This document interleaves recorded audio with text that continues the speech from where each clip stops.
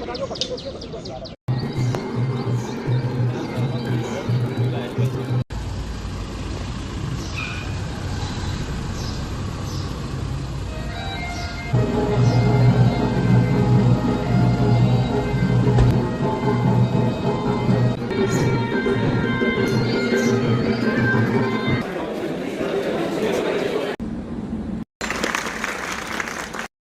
मेरे को कोई फेल नहीं कर सकता। तो वही कहानी हमारे साथ में मास्टरी कर रखी है। सभी को पता होगा कि हर इसको स्मेल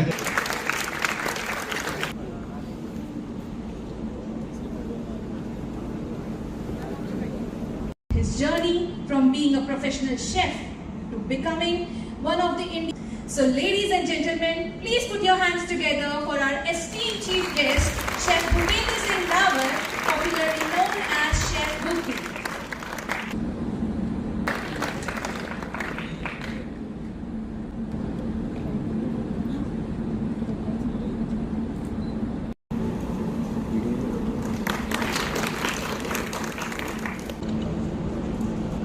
रखेंगे हम आपकी मन की बातें जो है वो जानना चाहते हैं यहाँ पे।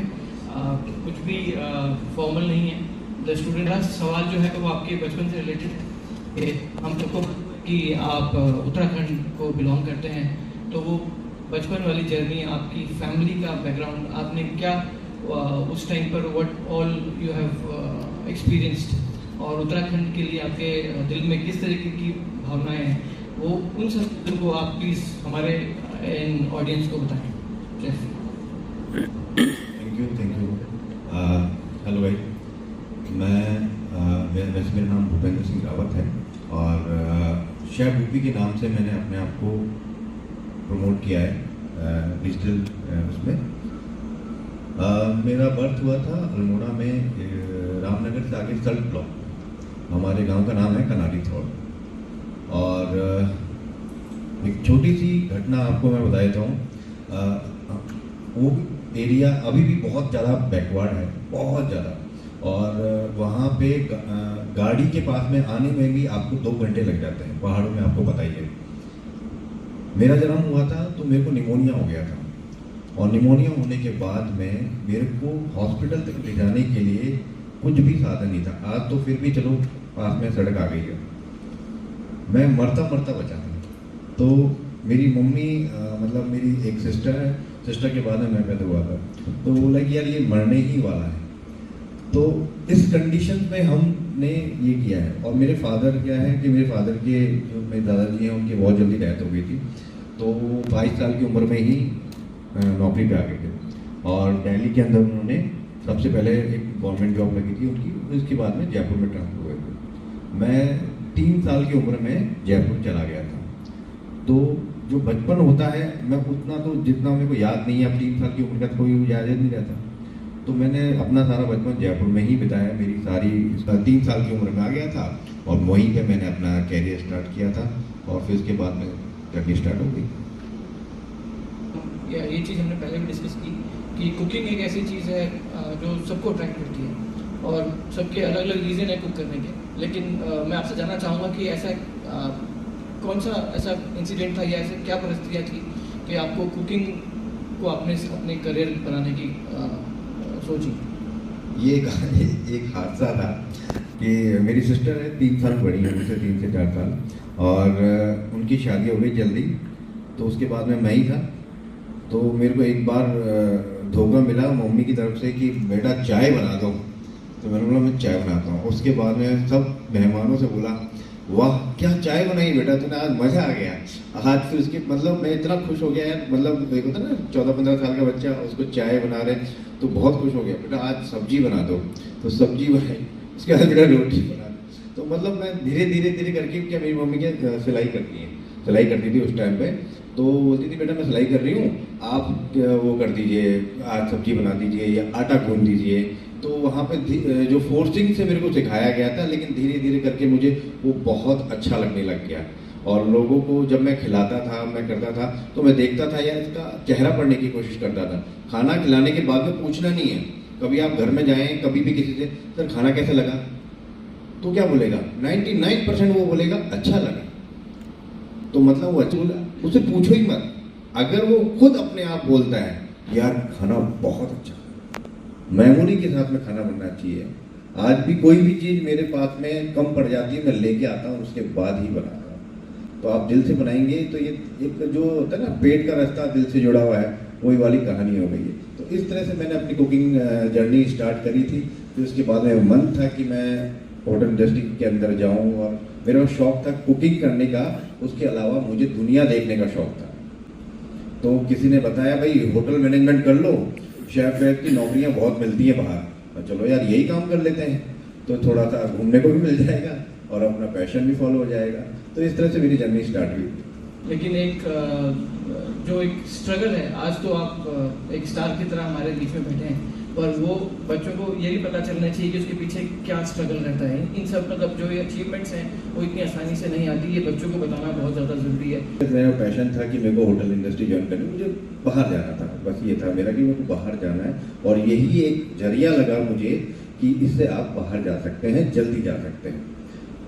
मैंने अपनी जब कोर्स किया था, मैं 25 साल पुरानी बात बता रहा हूँ दोस्तों, आज आप इससे रिलेट नहीं कर पाओगे, क्योंकि आज इतने होटल्स खुल गए, इतनी अपॉर्चुनिटीज़ खुल गई हैं कि आप अगर आप कोई अपने अच्छे CV लेके आ जाओगे, 2 जगह काम किया, आपको जॉब मिल जाती है। वो ज़माना अलग था।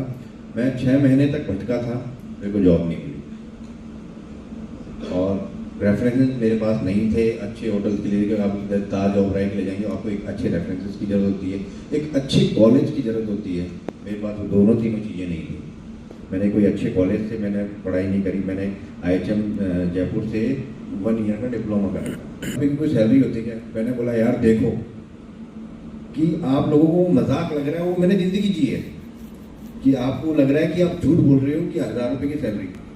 या 2005 के अंदर सामोद पैलेस के अंदर भूपेंद्र सिंह रावत की कोई एंट्री होगी तो जाके देख लो आप। वो लोग जब मैंने अपना जो स्टॉक पे वो दिया था, तो वो लोगों ने बोला था कि आप झूठ बोल रहे, 1000 रुपये की कोई सैलरी नहीं होती है। मैं तो 2005 में काम किया था, हमारी तो 5000 थी, हमारी 10,000 थी। तो देखिए मैं इतने नीचे से वहाँ से स्टार्ट हुआ था। वैसे वो स्टाइपेंड था, बाद में उसके बाद 2,500 रुपये 2.5-3 साल तक मैंने काम किया। तो मुझे लगा यार ये इंडस्ट्री गंदी है।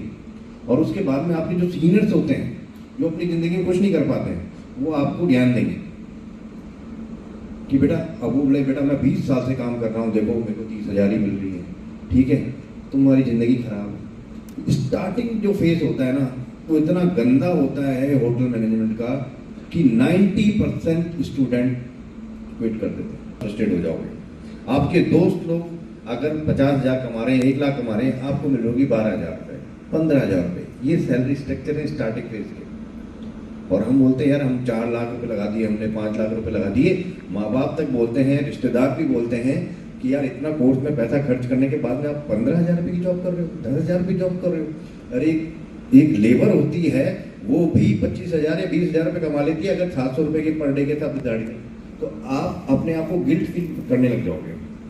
लेकिन आपको एक बहुत बड़ी बात मैं आपको बता रहा हूँ, मैं जब भी इंटरेक्ट करता हूँ अपने स्टूडेंट्स के साथ में, बहुत अलग अलग कॉलेजेस में जाके, मैं आपको बता रहा हूँ, मैं बिल्कुल नहीं झूठ बोल रहा हूँ। मैं जो चीज़ बोल रहा हूँ आप उसको जाके चेक भी कर सकते हैं।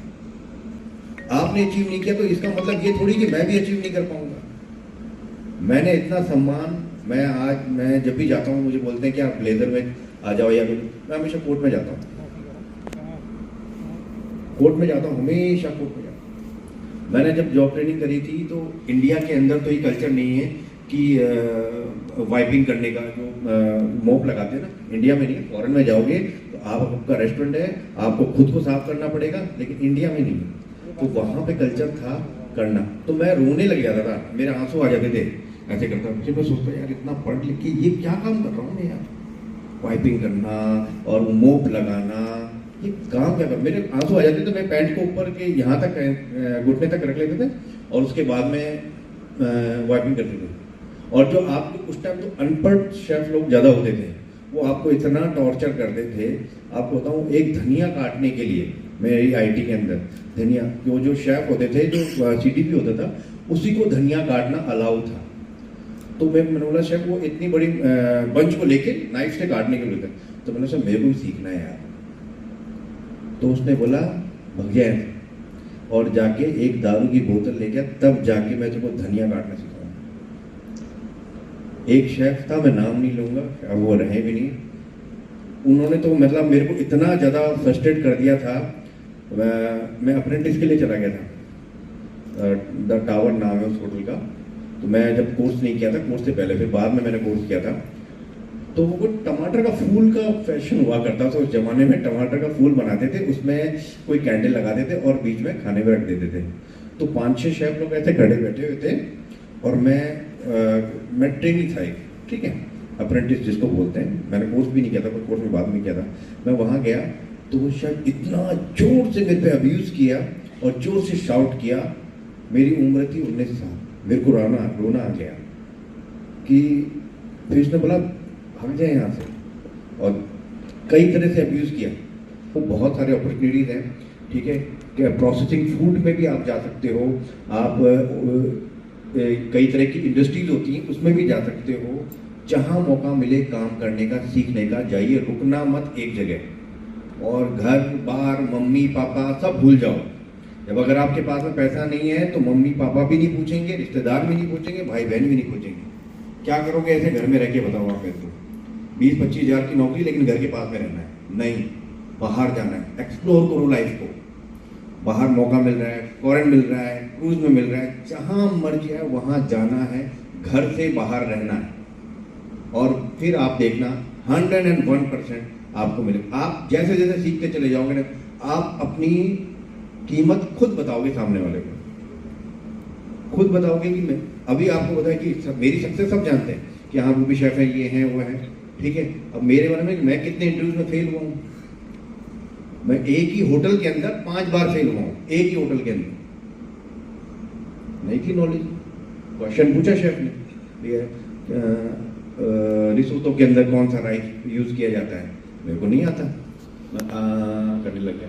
वो कैंपस लगा हुआ था मैरियट का, मैं गया, फिर मैं दोबारा गया, मैं थोड़ा सेकंड कॉमी या फर्स्ट कॉमी बन गया था।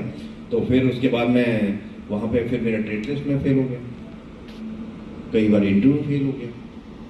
तो आप फेल होते हो, कभी इंटरव्यू देने जाते हो तो आपका कॉन्फिडेंस लेवल बढ़ता है। ताज में जाओ, ओबराय में जाओ, हर जगह जाओ और इंटरव्यू देके आओ, फेल हो के आओ। जितनी बार आप फेल होगे तो फेल में मास्टरी हो जाएगी आपकी। आप करके दिखा दो फेल। आज मैं नहीं डरता हूँ, मैं आज भी फेल होता हूँ, लेकिन लोगों को पता नहीं चलता है। हम हर जगह फेल होते हैं। काम वही फेल कौन होता है, वही होता है ना जो काम करता है, वही तो फेल होता है। तो काम करेंगे तो आगे बढ़ेंगे। तो मैं आपको बता रहा हूँ, फिर बता रहा हूँ, फिर आप जब काम करेंगे, जब आपका करियर स्टार्ट होगा तो वहाँ पर आपको 3 साल के अंदर, विदिन 3 ईयर के अंदर आपका मन करेगा छोड़ने का इंडस्ट्री। लिख लो आप बात मेरे को कि आपका मन करेगा छोड़ो। और कई लोग तो ये हैं कि भाई 2 साल की नौकरी करते हैं या जेटी करते हैं, उसके बाद में रेस्टोरेंट खोलना। रेस्टोरेंट भी खोलना है तो भाई रेस्टोरेंट की इंडस्ट्री कितनी गंदी है। 95% रेस्टोरेंट फेल होते हैं, 5% होता है। इतना गंदा रेशियो। आज आप चैट जीपीटी से जाके पूछोगे कि भाई सबसे स्ट्रगल्स और सबसे खराब बिजनेस कौन सा है, रेस्टोरेंट का आ जाएगा, पूछ के देख लेना। लेकिन जो 5% कमाते हैं ना, वो इतना कमाते हैं कि सारे इंडस्ट्री को फेल कर देते हैं। तो हमको तो 5% के अंदर जाना है। मैं आपको बोर नहीं करूँगा, फिर मैं बोल रहा हूँ कि अपनी इंडस्ट्री आपने स्टार्ट करिए। मेरे साथ में हुआ है, मेरे साथ में जो बच्चे काम करते थे उनके साथ में हुआ है। आज मेरी लास्ट जॉब थी एक्टिविटी शू शेफ, मैंने छोड़ दिया था इंडस्ट्री को, ठीक है, क्योंकि क्रिएटर अपने को मिलने लगे। मेरे जो जूनियर्स हैं, मेरे जो ट्रेनीज हैं, बहुत बड़ी बड़ी पोजीशन में पहुँचे। आपको जो रेस्पेक्ट मिलती है वो बहुत बड़ी रेस्पेक्ट मिलती है, जो आपके हाथ के नीचे से कोई निकल के जाता है। तो बहुत खुशी होती है आज वो बहुत बड़ी बड़ी पोजीशन पर बैठे हुए। ये मेरे कहना है। शेफ, अभी तक हमने थोड़ा होटल मैनेजमेंट स्पेसिफिक बातें करी। यहाँ काफ़ी सारे बच्चे हैं यहाँ पे और फील्ड के भी हैं। हम लोग एक मास कम्युनिकेशन का कोर्स भी कराते हैं, तो उसके बच्चे भी हैं। जो ये डिजिटल कंटेंट वाली जो बात है और जो क्रिएटर जो बनने की कहानी है, कि वो कैसे आपके दिमाग में आया कि मुझे कंटेंट क्रिएट करना है, क्या क्या उसमें चुनौतियाँ थी जब आपने ये काम शुरू किया? क्योंकि ईजी तो नहीं है, मतलब हर कोई करना चाहता है। मैंने भी कुछ वीडियो इनिशियली बनाई, पर मुझे समझ में आ गया कि मेरा फ्यूचर इस पर नहीं है। तो ये जो कहानी है, ये कैसे शुरू हुई, कब आपको लगा कि मुझे डिजिटल कंटेंट क्रिएट करना है, और कैसे आपको लगा कि नहीं इसमें भी करियर बनाया जा सकता है, और इन बच्चों के लिए जो यहाँ पर हैं उनके लिए इसमें क्या लर्निंग है कि वो इसमें अपना करियर इसमें भी ढूंढ सकते हैं? 2017 में मैंने स्टार्ट किया था, तो उस टाइम आपने देखो जियो की सिम आई थी, उस टाइम जियो आया था नया नया, तो सबके पास में डेटा आने लग गया था बहुत ज़्यादा, तो यूट्यूब लोग देखने लग गए थे। यूट्यूब पहले भी देखते थे, लेकिन हम जैसे 2 GB मिलता था तो इतना नहीं देखते थे। तो मैंने बोला यार ये इसमें करते हैं कि बोले क्यों करना क्यों है, कोई साथ में करना। मैंने बोला यार वो जो संजीव कपूर है, शेफ़ संजीव कपूर, और जो बड़े बड़े शेफ्स हैं, तो उनकी तरह टीवी में आना है। तो बोले कैसे आया जा सकता है? बोले आप मुंबई जाओ और ऑडिशन दो वहाँ पे। तो यार मैं ऑडिशन दूंगा तो नौकरी कैसे हुई? वहाँ पे रहना पड़ता है, करना पड़ता है, बहुत वो है, पर्सनैलिटी मेरी अच्छी नहीं है, बोलने में भी मेरे हेजिटेशन करता हूँ, मैं कैसे करूँगा? तो बोले यार आप ये यूट्यूब कर सकते हो। तो यूट्यूब में मैंने किया था, तो मेरे को जब बोला कि इतना कंपटीशन है, कुकिंग चैनल मत खोलना, बहुत कंपटीशन है, करोड़ों चैनल्स हैं, गायब हो जाओगे, एक काम करो कॉमेडी करो। अरे यार मेरे को आता ही नहीं कॉमेडी करना यार, मुझे तो कुकिंग करना ही आता है। बोले नहीं यार नहीं चलेगा यार, बहुत हैवी कंपटीशन है, हैवी कंपटीशन, गायब हो जाओगे, फालतू टाइम वेस्ट हो जाएगा। मैंने बोला चलो कोई बात नहीं यार, कोई जानने लगेगा तो अपन को थोड़ा सा टीवी में प्रोग्राम मिल जाएंगे। तो मैंने ऐसे स्टार्ट किया था। अभी मैं आपको बोलूँ 1.5-2 साल तक आप काम करो, आपको 1 रुपया नहीं मिलेगा, कोई पहचान नहीं मिलेगी, कोई नहीं करेगा। 3 से 6 महीने के अंदर सब क्विट कर देते हैं। मैंने 1.5 साल तक काम किया विदाउट एनी पैसा। मैंने सिर्फ किया, मेरा वो था कि मैं पैसा नहीं कमाना है, मेरे को फ्रेम करना है। तो फ्रेम के लिए मैंने काम किया था, मैं 1.5 साल तक करता रहा। फिर उसके बाद मेरी एक वीडियो वायरल हुई थी, और उसके बाद में धीरे धीरे चीज़ें स्टार्ट हुई। और फिर भी मैंने नौकरी नहीं छोड़ी, देख लो आप। मैंने अपने GM से, अपने ऑनर से बात करी, सर मैं इस तरह से वीडियो बनाता हूँ, और हाँ बनाओ, बोले कोई दिक्कत नहीं है। तो मैं वीडियो बनाता था, खुद ही एडिट करता था, खुद ही बनाता था। मैं अपने कई इंटरव्यूज में बोल चुका हूँ कि मेरे पास में बहुत ही छोटा सा फ़ोन था, 12,000 का MI का फ़ोन। मेरे पास में 700 रुपये भी खर्च करने का मन नहीं करता था कि भाई ट्राइपॉड के लिए। तो एक लकड़ी में रबर बैंड बांध कर, चावल के जो डब्बा होता है उसके अंदर लगाकर अकेले बनाई थी। वो वीडियो मैंने आज भी डिलीट नहीं करी है, मेरी रूट्स को ध्यान में रखने के लिए। इतनी गंदी वीडियो मैंने बनाई थी, बहुत ही गंदी वीडियो बनाई थी, खुद ही ने एडिट करी थी, खुद ही ने बनाई थी, और लाइट भी नहीं थी, कुछ भी नहीं था। और वहाँ से मैंने स्टार्ट किया था। मेरी सफलता का एक ही राज है कि मेरे को अगर विफलता मिलती है तो भी मैं काम करता रहता हूँ। बस ये है कि जैसे आपकी वीडियो नहीं चली या आपका कुछ भी नहीं चला, तो मैं सोचता हूँ क्यों नहीं चला और दूसरे का क्यों चल रहा है, उसने ऐसा क्या कर दिया। हर बार जब आप कंटेंट बनाते हैं तो आपको ध्यान रखना है जो आपका बना है उसकी जो आने वाला कंटेंट है उससे बेस्ट होना चाहिए आपकी नज़र में। फिर वो फिर फेल हो जाए कोई दिक्कत नहीं, लेकिन आपकी नज़र में आपने अच्छी कोशिश करी, आपने एक अच्छा आउटर बनाया, आपने एक अच्छा इंट्रो बनाया, अच्छा हुक पॉइंट रखे, एंगेजमेंट के लिए लोगों को रखा। ठीक है, मेरे को लोग क्यों पसंद करता है, मैं सब्सक्राइबर से फॉलोअर से मिलता हूँ। एक तो मैं बोलता हूँ कि आप मेरे सब्सक्राइबर नहीं है, फॉलोअर नहीं है, आप मेरे स्वाद के मित्र हैं। ये एक मैं इनको टैगलाइन देता हूँ, तो एक मन का जुड़ाव होता है। मैं एक एज ए शेफ मैं बहुत सारी डिशेज मैक्सिकन, लेबनीज के बहुत सारी बता सकता हूँ, लेकिन नहीं बताता हूँ मैं, आप बनाएंगे नहीं, क्योंकि जो ऑडियंस मेरे साथ जुड़ी है उनको ऐसी चीज़ चाहिए जो उनके घर पे आसानी से मिल जाए। और मैं ये सॉस वो सॉस लाऊंगा तो नहीं बनाएंगे। फिर मैं हिंदी में भी प्रॉपरली जैसे इंग्लिश वर्ड आती तो उनको मैं रॉ में री एडिट करता था, हिंदी बोलता था, तो लोगों को एक जुड़ाव हो गया मुझसे।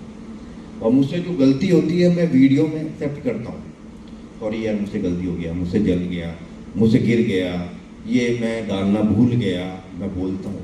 तो लोगों को क्या लगता है यार ये आदमी हम में से ही है। और लोगों को जब मैंने स्टार्ट करी थी जर्नी तो लोगों को पता था कि यार ये कहाँ से उठा है और कहाँ आ गया है। आपको बता रहा हूँ, आप एज ए शेफ या फिर आप कोई भी आपका प्रोफेशनल हो उसमें कंटेंट क्रिएशन करो। एक छोटा सा एग्जांपल देता हूँ, आज बड़े बड़े सेलिब्रिटीज़ भी यूट्यूब चैनल बना रहे हैं। भारती का भी है, जानते जो कॉमेडियंस हैं, फराह खान, इतनी बड़ी डायरेक्टर, एक आशीष विद्यार्थी, इन लोगों के चैनल्स बन रहे हैं। और मैं जहाँ नाम बोल रहा हूँ, जो पॉडकास्ट जिन्होंने लिया था, बहुत बड़े मिलेनियर हैं, आई थिंक मैं बोल रहा हूँ, उनका खुद का चैनल है। तो ये एक वो नहीं है, शौक नहीं है, ये जॉब है। ये इसको जॉब की तरह मानना है। अभी आप मैं यहाँ बैठा हूँ, मैं 2 दिन से हल्द्वानी में हूँ, लेकिन मैं अपना काम करके आया हूँ। मैं 10-10 दिन के लिए इंदौर चला जाता हूँ अपने रेस्टोरेंट के अंदर, वहाँ पे जाके काम करता हूँ। तो मेरा कंटेंट तो ऑलरेडी बना के रखा हुआ, मेरा शेड्यूल में चला जाता है। आज मेरे पास टीम है, लेकिन जब मैं अकेला था तब तो खुद ही करता था। और मुझे पता कोई छुट्टी नहीं होती हमारे इसमें, और मुझे बहुत मज़ा आता है काम करने में। मैं जितना काम करूँगा उतना पैसा कमाऊँगा। अब बोलो आप, मज़ा आएगा नहीं आएगा? जितना काम करोगे उतना पैसा आ रहा है। मैं 24 घंटे काम करवा लो, क्योंकि होटल इंडस्ट्री वाला बंदा हूँ। 14-15 घंटे काम किया है, रात के 2 बजे गया हूँ घर पे और अपनी टेबल पे एडिटिंग करी है और काम करते करते सो गया। मम्मी पापा बोलते थे, मेरी वाइफ बोलती है क्या करते रहते हो सारे दिन भर, अपना कुछ काम करो, हमको घुमाने ले जाओ, फिराने ले जाओ, ये क्या वीडियो बनाते रहते हो।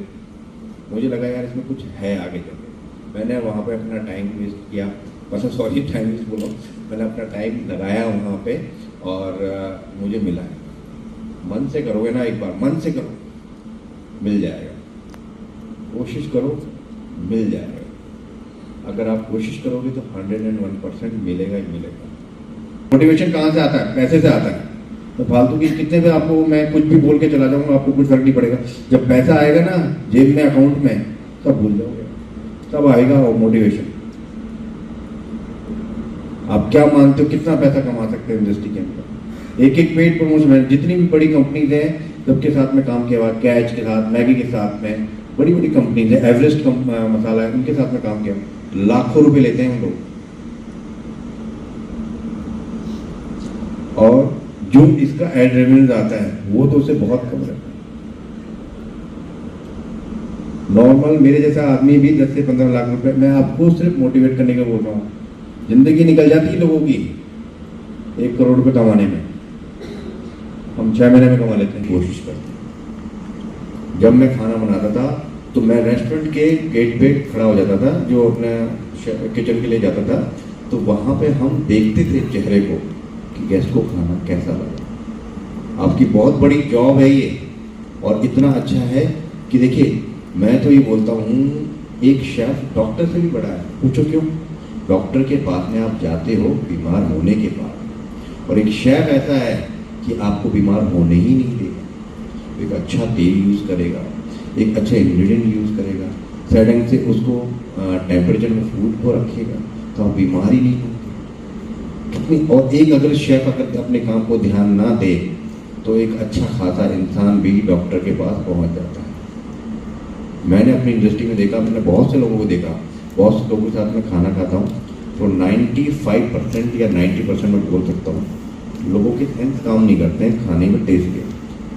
आपने कई देखी होंगी कि खराब रबड़ी खा के बीमार हो गए, और स्कूल के अंदर ये खाना दिया, लोग बीमार हो गए।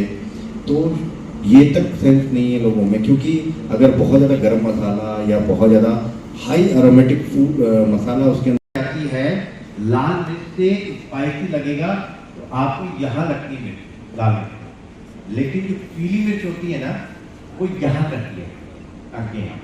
तो आपको जैसे ही आप खाना खाते हैं तो एक किक देती है, वो बहुत अच्छी होती है।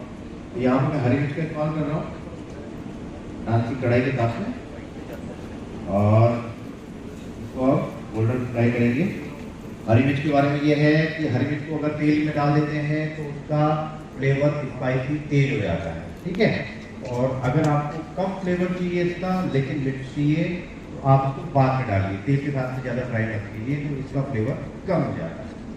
चीज़ें ज़्यादा डालने से कुछ फ़र्क नहीं पड़ता, मसाले ज़्यादा डालने से कुछ फ़र्क नहीं पड़ता। मैं हमेशा अपनी वीडियो में बोलता हूँ कि रेसिपी किचन से स्टार्ट नहीं होती है, दुकान से स्टार्ट होती है। अच्छा सामान लाइए, अच्छी क्वालिटी का सामान लाइए, तो आपकी रेसिपी 100% अच्छी बनेगी। अब इस रेसिपी की सबसे इम्पोर्टेंट पता चीज़ क्या थी? ये जो दाल है उड़द की, इसको तवे पे भूनना है, लेकिन आप लोगों का ज़्यादा वक्त जाया ना करें, इसलिए हम लोगों ने पहले से ही प्लानिंग कर रखी है। तो इसको क्या किया है, इसको रोस्ट किया है। तवे पे करेंगे तो बहुत अच्छा लगेगा टेस्ट, तवे पे नहीं कर सकते लोहे की कढ़ाई में आप कर सकते हैं इसको। ये उड़द की दाल है, इसको पहले कपड़े में जाके अच्छी तरह से साफ कर लिया, ठीक है। फिर तवे पे या फिर कढ़ाई पे इसको अच्छी तरह से रोस्ट किया, लेकिन जलनी नहीं चाहिए। अगर ये जल गई, हाई फ्लेम हो गई, तो ये कड़वी भी लगेगी। फिर बनाने गए थे हम कुछ चीज़ और बन कुछ और जाएगा। इस बात का आपको ध्यान रखना है कि जले नहीं। उड़द की दाल के बारे में आपको पता है एक बार, उड़द की दाल को बिना भिगाए और कुकर में बनती नहीं है। ये बहुत बड़ा एक आविष्कार आप बोल सकते हो। कच्ची उड़द की दाल को आपको 10 मिनट में खाना बना के दिखा। ये क्यों बनाया जाता था कि जब खेत पे जाते थे तो क्या करते थे कि जल्दी जाना है और हमको घास काटने जाना है, तो वहां पर दाल को उसमें डालते थे सिलबट्टे पे, पहले हल्का सा तवे भून के 10 मिनट के अंदर ये दाल तैयार हो जाती थी।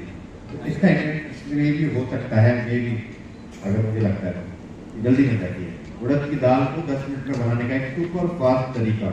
आज बड़े बड़े शेफ लोग और बहुत बड़े अच्छे रेस्टोरेंट के अंदर इसका इस्तेमाल किया जाता है मौका दाल का। प्लेन में यहाँ को बढ़ा देता हूँ।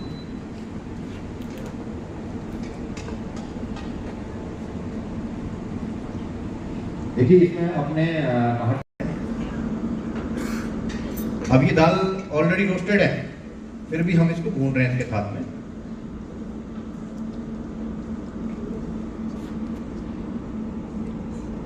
इसको कम से कम भुनाई होनी चाहिए 5 से 6 मिनट,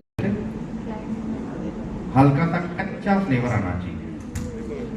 अगर लहसुन अदरक को आप कूट के डालते हैं इसके अंदर, ये हमारे क्या टीम ने ऑलरेडी सारा काम किया हुआ है इसके अंदर, हमको कूटने का टाइम नहीं दे रहे, तो हम इसमें डायरेक्ट डाल रहे हैं। ये साबुत धनिया जान होती है खाने की, थोड़ी सी डाली हुई, इसको साबुत धनिया प्लस लहसुन अदरक हरी मिर्च तीनों को हल्का सा कूट के डाल देंगे।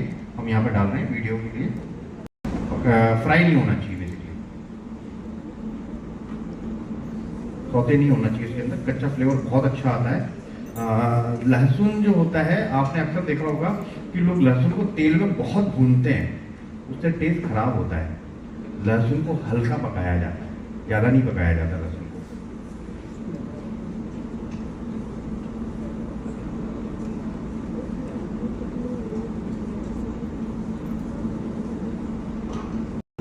अब हम बना रहे हैं जोर का भात, इसको समा के चावल भी बोलते हैं और आमतौर पे इसका सेवन किया जाता है उपवास में। इसको अनाज में नहीं गिना जाता है, ये एक तरह के बीज होते हैं, थोड़ा सा और पानी चाहिए।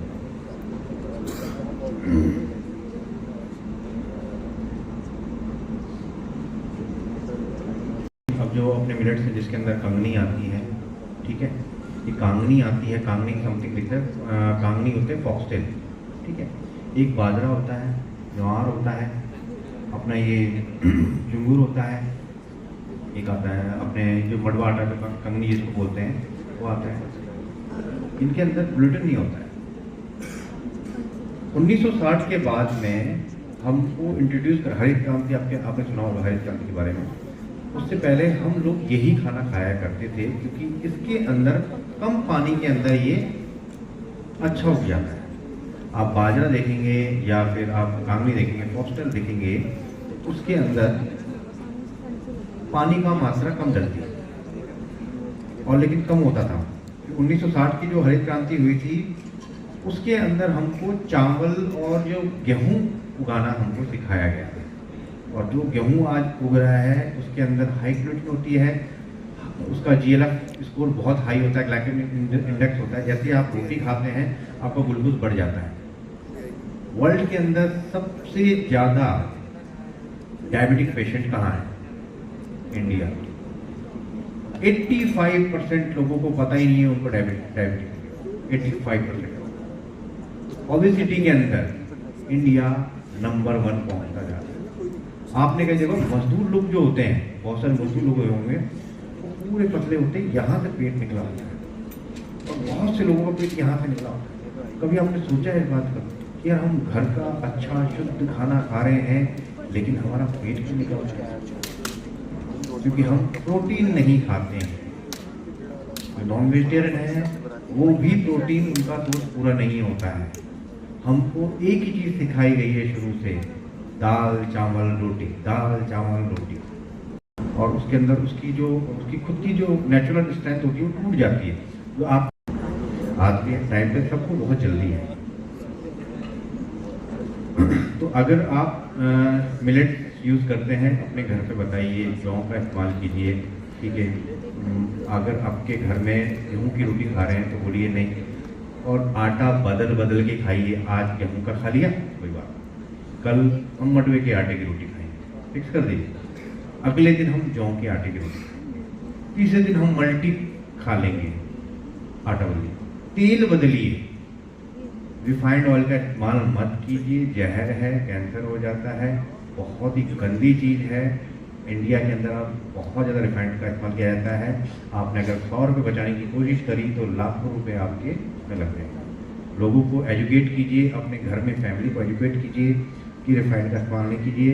Cold press would, cold press का इस्तेमाल कीजिए, जो 14 RPM पर जिसको निकाला जाता है। अगर मूंगफली के तेल को आप खाना बना रहे हैं तो मूंगफली की स्मेल आनी चाहिए। अगर उस तेल के अंदर मूंगफली की स्मेल नहीं आ रही है मूंगफली के तेल में, तो वो खराब है।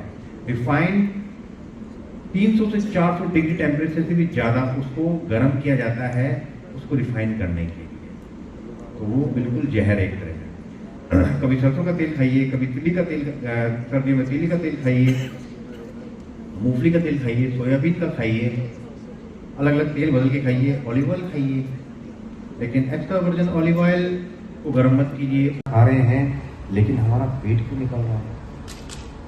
क्योंकि हम प्रोटीन नहीं खाते हैं। जो नॉन वेजिटेरियन है वो भी प्रोटीन उनका कोर्स पूरा नहीं होता है। हमको एक ही चीज़ सिखाई गई है शुरू से, दाल चावल रोटी, दाल चावल रोटी। रोटी को कम कर दो, राइस को कम कर दो, दाल को ज़्यादा खाओ, जो प्रोटीन सोर्स हैं अच्छे उनको खाओ। नॉन वेजिटेरियन है तो नॉन वेज खाइए, वेज है तो वेज खाइए। वेज के बहुत सारे ऑप्शन होते हैं। दाल से अगर आप एक दिन में दाल खा रहे हो, 100 ग्राम दाल के अंदर 12% प्रोटीन होता है। 100 ग्राम दाल बनती है लगभग 8 से 10 लोगों के लिए। अब आपको कितना प्रोटीन मिला? नहीं मिला ना। हेल्दी वर्जन ऑफ मोमो, क्योंकि इसे सेमोलिना से बना है, सूजी से। अच्छा जी। और इसके अंदर फिलिंग हमारा इसमें हो गया है वाटर गार्ड, नो MSG, नो डालडा घी, बटर, रिफाइंड। सूजी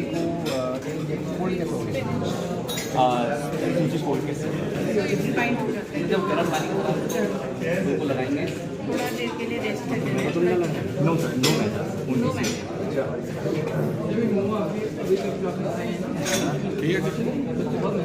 चटनी। And this is a very basic Pahadi chutney, which is made with boiled tomatoes, boiled red chilies. भूख खोल देगी सिर्फ ये वाली चटनी। This is a dessert, yomari. Yomari.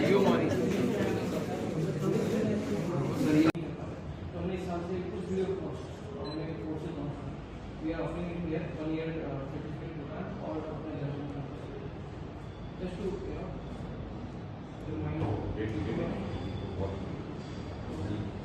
Beyond specially जब हम गवर्नमेंट स्कूल में जाते हैं, हमारी टीम जाती है अलग अलग, कई बार वो हमें रिक्वेस्ट करते हैं सेशंस करने के लिए।